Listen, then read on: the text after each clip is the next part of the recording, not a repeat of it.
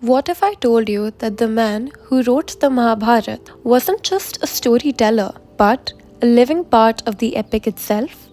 The sage who gave us the greatest epic in history was not just a witness to the war, but shaped its very foundation.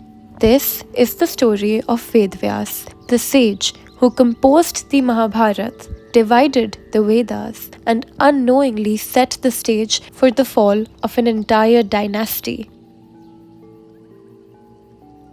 Vedvyas was born to Rishi Parashar and Satyavati.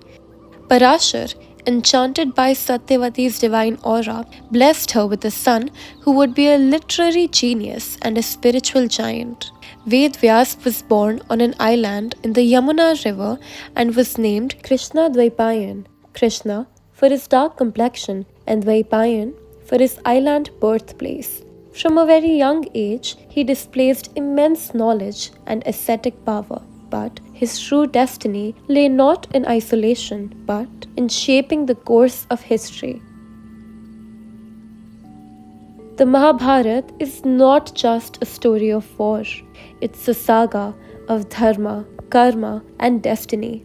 Vyas didn't just compose it, he lived it. He dictated the entire epic to Lord Ganesh, who agreed to write it down on the condition that Ved Vyas never paused. So, Ved Vyas would recite complex verses, buying himself time to weave the next lines of the epic. The result, the longest poem in the world, the Mahabharata.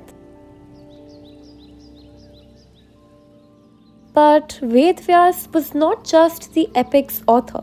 He was part of the very bloodline that tore itself apart.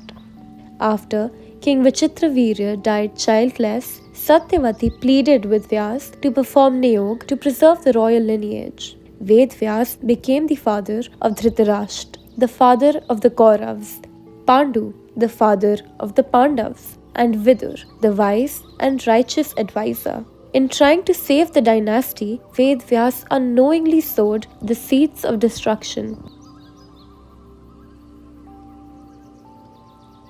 Ved Vyas split the Veds into 4 parts to make them easier to understand, earning him the title Ved Vyas. He also composed the Brahma Sutras and the Srimad Bhagavatam, laying the foundation of Sanatan Dharma as we know it.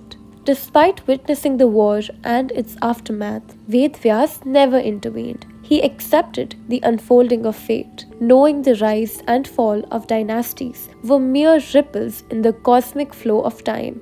Ved Vyas's life is a paradox, a sage who lived as both a creator and a participant in his own creation.